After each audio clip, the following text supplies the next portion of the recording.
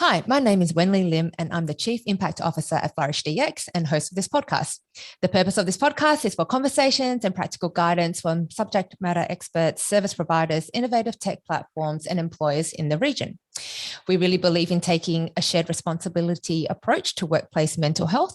And so not just as individuals, but as employers, colleagues, and the broader community to help create mentally healthy workplaces so that we can prevent suffering and promote human flourishing.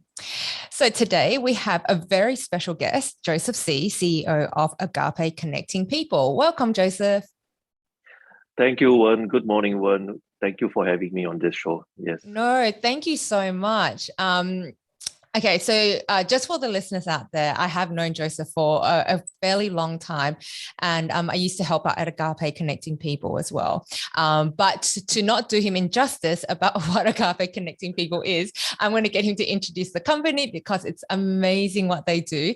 And then we'll dive into a bit about your career and your journey to date. Sure. So when Agape Connecting People is a social enterprise set up several years ago for the purpose of providing equal upskilling and employment opportunities for people from vulnerable communities, because we find that's the best way to provide. If you want to do community transformation, that's the most sustainable way. And the vulnerable communities today that we help includes people like prison inmates, ex-offenders, single mothers, physically challenged people. And we do this through a business process outsource model where we outsource contact center services and we train, upskill people to do the work so that they can have a life skill when they leave prison or be able to stand up on their own feet. So on top of the contact center today, we also have a training and job placement center supported by Barclays. This will allow us to reach out to more people to provide that support, connecting employers, organizations that support vulnerable communities, government organizations, and foundations. So this is what, in short, that we do.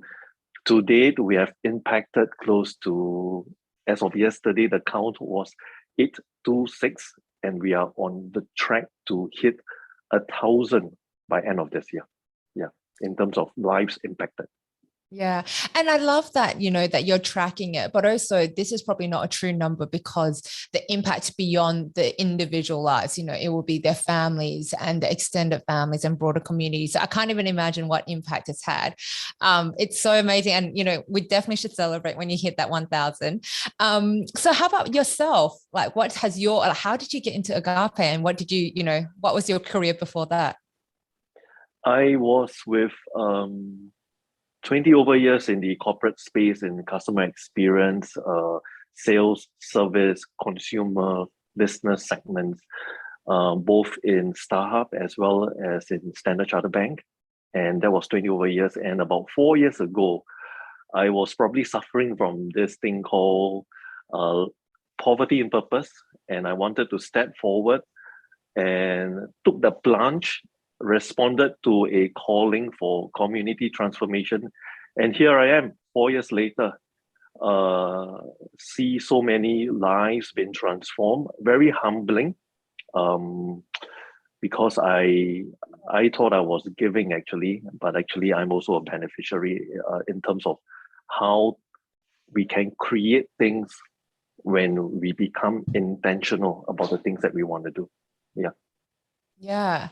It's, a lot of people say that, you think you're the one that's giving and helping others, but actually it transforms your life from the inside out. So thank you for that. And thank you for the work that you guys do. I know it's not easy. If you know all the backstories and all that, and I think that's what's amazing about a workplace like Agape.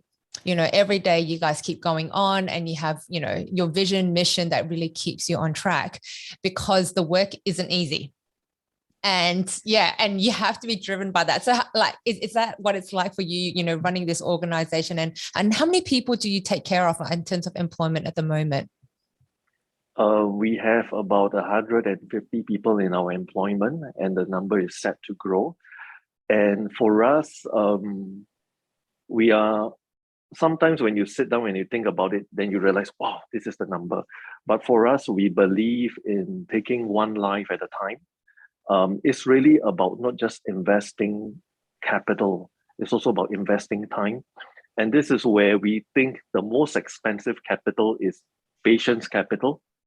And you then have the job coaches, as well as intentionally creating that journey for them to say, how can you then succeed and thrive? And how can you pick yourself up, create a better versions of yourself? And we have seen so many successes. We do have our fair share when things don't go right. But I guess the word agape is about unconditional love in Greek. And for us, it's about creating that safe space so that people can flourish, being intentional, allowing them to be their authentic self. I think this is very critical, because all of us in the commercial space always have to wear that that hat, right? To say, I am not fallible, I am there, I will not crack. But actually, we are not computer servers, we are people. And it's important that we support each other. Yeah. And that just leads me to, the next question, just about, a lot of people want to create workplaces, that's inclusive, especially with D&I and just wanting to, incorporate not just, a separate CSR, but really embed it in their organization to employ, anyone from ex-offenders and, even like youth, who are, incarcerated and, starting younger as well. And so maybe 3 tips that you could give for organizations who might be listening on how to do this, given that you do this day in, day out? I think the first thing is we need to be intentional about doing this. Not sitting on the fence to say, let's try this out, but being intentional in terms of your policies. And that's the first thing. Second thing is we know that we are dealing with a different group of people, and it's always important to listen to the needs and not based on our corporate lenses to think what they need, but is to say, understand, listen to what really they can offer, and also putting them on the track that they can succeed. So this whole idea of knowing your customer, in the corporate speak, knowing your customer is important, knowing what they can do.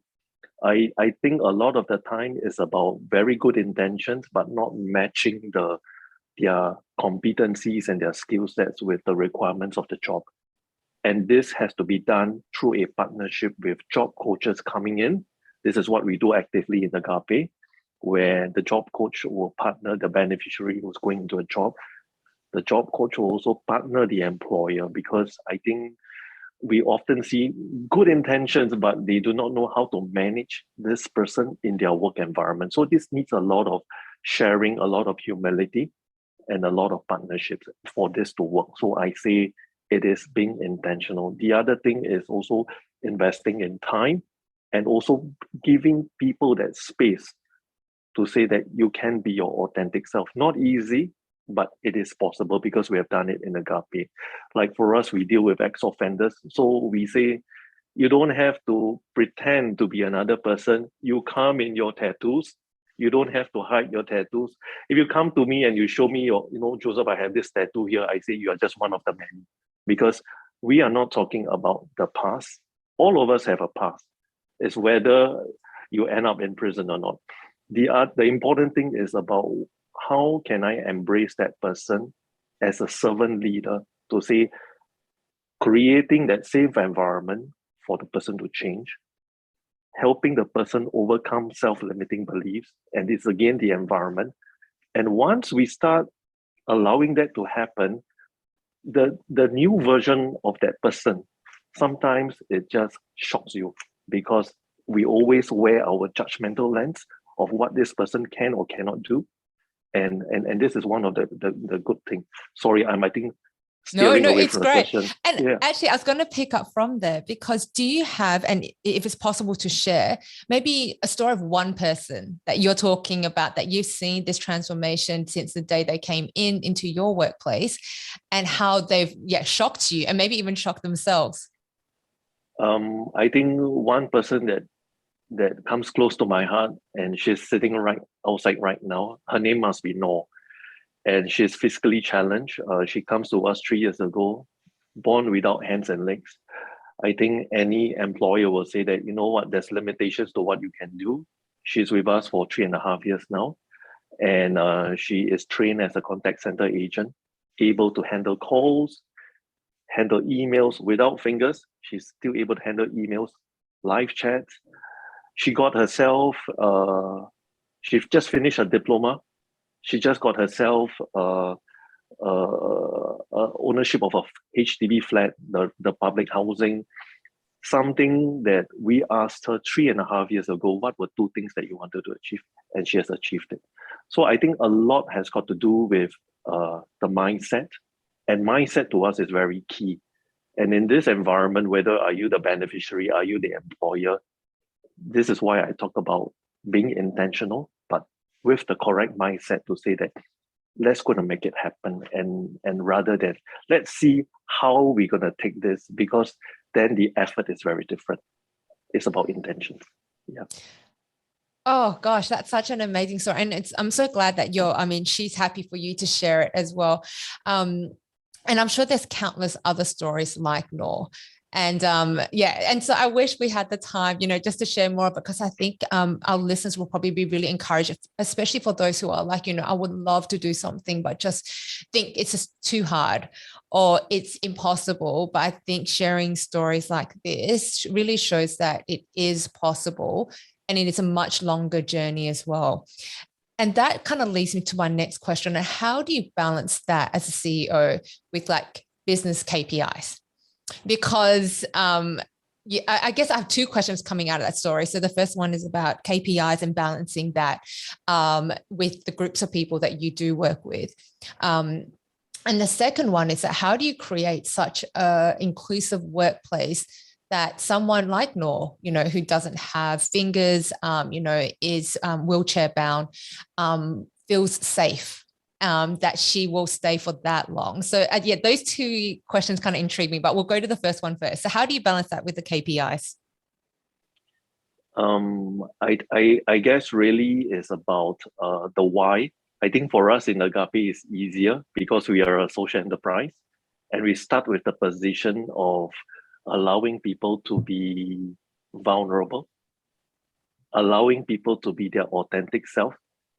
I guess that's easier for us because the people that we embrace are those who have a lot of issues, and psychologically they might not be in the right place, and this is where we embrace them and say let's have conversations, and we sit down, we talk to them, they will tell you the issues about their home, and at the end of the day we kind of like peel the onion layer by layer to tell them that these are things that you can address, and in any case you are not the first person to address this.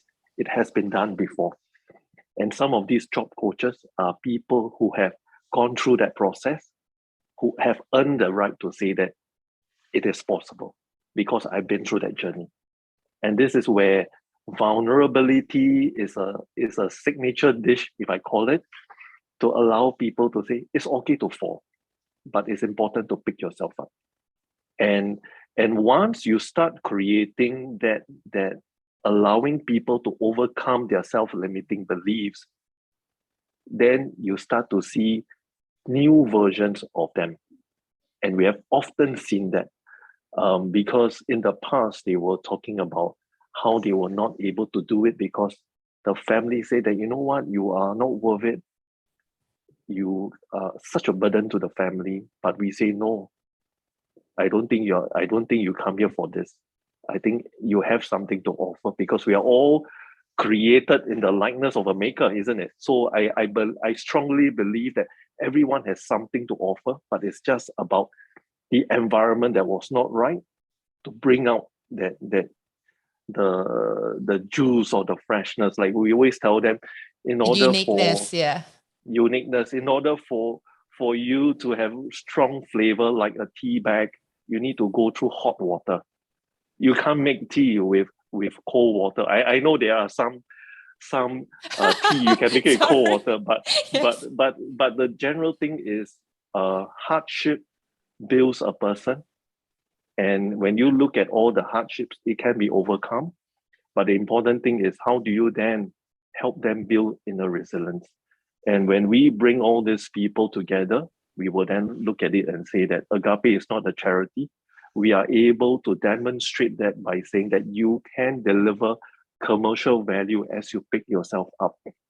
And this is the difference that we are doing it today. And balancing KPI, balancing profitability is something that we struggle at the beginning, but we have been, I think, profitable at least for the last few years now. And our dreams are huge because we realize that we are only scratching the surface. So if you are someone listening out there in HR position and want to start re-exploring this, come talk to us, because we can have that conversation about how we can co-create, because Agape never imagined that we can do this by ourselves. Yeah. So the KPIs that you work towards is obviously not just financial. So when people talk about double bottom line, the impact and that you really live and breathe that. You do that on a daily basis, balancing both and actually measuring both and striving for both, as opposed to just profitability. So I guess that's like in action for those people who have always dreamed of a double bottom line or having a social impact. I think this is amazing what you guys do, that you actually have done this for a while and you've stayed afloat in the social enterprise space. I mean, a lot of people would know that you don't really, it closes. And if I may add something, and this is really my hope, and we have a friend of Agape by the name of Mr. Lam, and he was sharing with us, Joseph, at some point, organizations will not say, this is where we make money and this is where we do good. And I think this can be melted together to say all enterprises, whether they are social or commercial, will also do good in the same space when they operate commercially. And I think that's really my hope. One day this will happen. Having worked in this kind of area with social enterprises, that's kind of my dream, is that there's no such thing as a social enterprise. It's just an enterprise. There's no more need to, separate one or the other, because every organization does good. And, watches out for the harm and trying to reduce that harm. I know we can do a whole podcast on this, but the next question, which was, how did you guys create such an inclusive and like psychologically safe workplace that people with obviously very different abilities, different backgrounds will come in? So really, I would say it has to start from the top, and that would cascade down. Do you mind sharing a bit about how that works on a daily basis? Sure. I think if you start from the top, even our founder, Anil David, is an ex-offender. So you have an ex-offender as a founder who then say that I want to come in and help other people. And that's very different, because the people who come forward sense that I can be myself. I can be vulnerable. And I think ourselves as leaders, we have shown vulnerabilities to our people as well. There will be occasions where I do something wrong and I realize that, hey, I should have done that. We do not worry about, hey, I carry this title. We are quick to apologize and say, oh God, I messed up. Let me get this right. And once they see that, they realize that it is okay to be your authentic self. And you don't create an environment by just saying that you want it to be safe. You do it through actions. And there will be times where we were successful and there will be times we were not. And that's where the organization learns. So we are in this stage where we are in transition and we are going to this place. We hope to reach there. And people know that we are a company for good. And this makes it very easy because the policies that we shape are inclusive. And sometimes you don't think of it, must it embrace diversity? Must it be inclusive? Because it starts from the intention and everything comes out of it. Hey, oh yeah, it fits the D&I. But it's really about who is this beneficiary that you're trying to change. And it's back to know your customer. Who is this person that you're trying to change? And what will help this person in the journey that we are mapping in order for him or her to succeed? And the other thing that has worked very well for us is to help these people rise up and again come back to become coaches of the next batch. Because I think Anya and myself, we also like to drink coffee sometimes, right? So we can step back and let this whole thing run by itself. Yeah. And I think that's where, where organizations are very founder dependent. That's one of the issues where it rides on just one person, but you're really empowering everybody else to own it and to replicate it as well. Because otherwise you limit yourself and it's not possible. And I was going to add that not every organization is going to have a founder who was an ex-prisoner or have walked it. So it is about empowering other people and kind of what you guys are doing, placing the people that you are training into, in the hotel industry, in all these different workplaces, and working with the management there to ensure that's a safe, a transition, and to keep supporting them, because like you said, it's a long-term journey. You don't just place someone and then kind of walk out. So can you explain, like you told me about this before, like how it works when you do place someone at one of your clients? So we take the journey together with the employer, and the very key person in this whole discussion is the job coach, because the job coach will be the one that is selecting the candidates into our traineeship program. They go through a mindset change program from where they used to be, and about how can you rise beyond your challenges, build inner resilience, and create a new version of yourself. And a lot of times it's very heartwarming, because we always judge based on what this person is able to do. And when this person transforms, it is boundless and it's limitless in terms of what this person can do. Now, we also partner, this same job coach also partner the employer to understand what are the needs. And we kind of go through this whole process, handhold the beneficiary, handhold the employer, and we say, we're going to job place this person into your premise. There are daily, weekly conversations that the job coach have with the beneficiary to make sure that this person is all right, and how to make sense of the new environment. And I think what a lot of employers found useful was because they were able to mitigate their risk somewhat, because we are just job placing our resources into their premises. And often we see at the end of 2 months, at the end of 3 months, they say, okay, we have kind of understand how this person is assimilating into my environment. I want to convert this person as my headcount into the workplace. So this is how we kind of mitigate the risk for them, to be able to show them that there is a process. And the journey don't stop there, because the journey is about a 6 months, 1 year process that we partner. And a lot of times we tell them that this journey is about lifelong learning. And we often take these beneficiaries back to go to upgrade, to learn up new things, so they become relevant. And it's important that we keep continuing to engage these people, so that we load them with the correct values and the correct way of the world that they probably might have lost touch as a result of their incarceration. Yeah. It's a lot of what I'm hearing is all around mindset shift, and not just for the people that you serve, but actually the employers. And I like that, the kind of community transformation is not limited to what you can do within Agape's premises, but it's really about getting out there. Because there's, thousands of employers out there. And so, I think when you're saying you're just scratching the surface, I could imagine what kind of dreams you guys have and partnerships that you could have to work with more and more employers. And then, slowly change the mindset of employers and even the workplaces that they run, to create safe workplaces for everyone. And not just, the guys who they recruit, university graduates or a certain type. But and then achieving diversity from there, and just starting one by one. Is that kind of like I'm trying to distill down kind of your strategy. Is that kind of accurate? That's totally accurate. And I think two things jump out at me. Our strategy has not changed. It's still embracing one life at a time.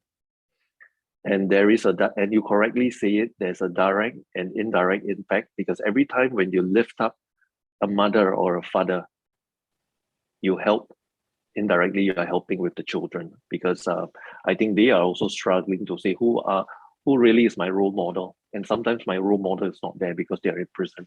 So we are also shaping the next generation. And the other thing really is about how we are only starting this, and there's so much more that we can do. And to the employers out there, as I'm talking to you right now, we know there are about 9 to 10,000 inmates in prison. 9 to 10,000. And these are your local resources. Often we ask, where are the Singaporeans? Where are the local resources? There they are. But I guess it's about giving them the opportunity to change the mindset and to also mitigate the risk areas and work together, because at no point should you be working alone, because it's not easy. It took me about 3 to 4 years to probably have a better understanding of these people from vulnerable communities and their needs. At the end of the day, when you scratch all the surface, we are all the same. We have our struggles. Yeah. This reminds me of actually a podcast we just on a previous episode on 2 points.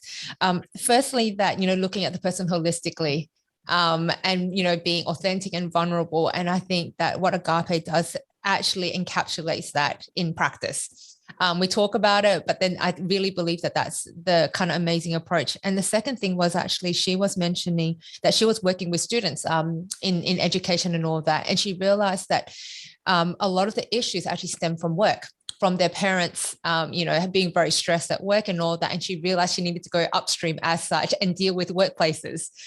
And so that's in a way that what you just said just then, it's about, the workplace that you create, and even the experience of potentially their parents being incarcerated, and then impacting the adults. And then that just on flows to the children and the next generation. So I love it how, for me, I'm just like, oh, I heard this, but then actually now talking about it in practice, I think it just brings it to life. So yeah, for anyone listening who wants to know more about the Agape story, definitely check out their website. I think there's a couple of great videos that's out there just about life transformation and the people that have been coming through your training program and working in the call center. So I guess my question next is, what are your hopes for the future of workplaces and workplace mental health?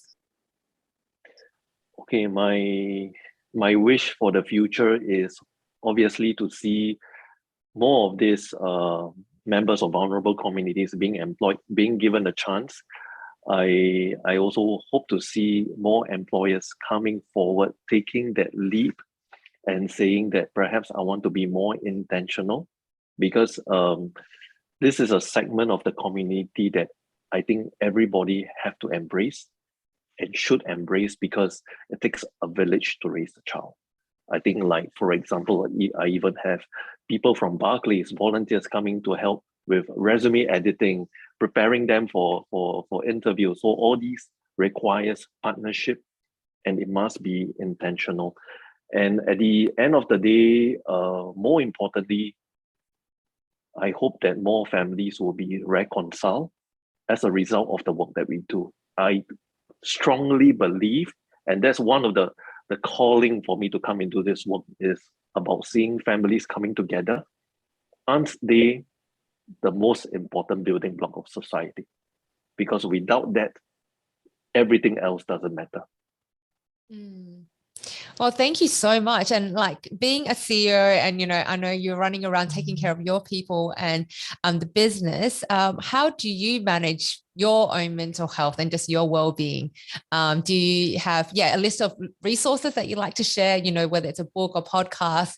But yeah, how do you stay healthy and well with all the demands on your work? I think it's important that I need to keep family and work separate. Not easy, and we just start with being intentional. More importantly is the self-reflections that I do in the morning. I engage my maker in the morning and say, what should I do today? Or the people that I should impact. And knowing that gives me a lot of strength. And I guess it's always about mindset, perception. Something can be as big as a volcano that's erupting, or it can be something that we can learn and move on. It's important that we build inner resilience because a lot of people are looking up to us. And as leaders, we don't get this right, then what are they picking up from us and what kind of impact are we creating downstream? So it is important to sleep well, exercise well, read more, have more social outings. And I think maybe a good starting point is to look at what you have in Flourish, because I happen to read this over the weekend and I find a lot of things very relevant. And I think what is beautiful is everything is in one place, not just for the employers, but also for the employees. And it's a journey that I guess everybody needs to understand the importance. Handle it first, or else this is going to be a problem that's going to come back to you, and maybe by then it's too late. Yeah. So priorities and perspective is kind of what I get from what you're saying. But for those who are interested to see Flourish DX, please always contact me. But also I'm really hoping that Agape can onboard this and see how it can benefit the people that you employ, the people that come through your programs. And also, I think awareness is always the first thing. So for them, and then doing a daily check-in, or, if they want to, but just, watching videos that help them build pillars of, positive psychology and also build resilience. Definitely, Joseph and I will be talking more on this later. But we will.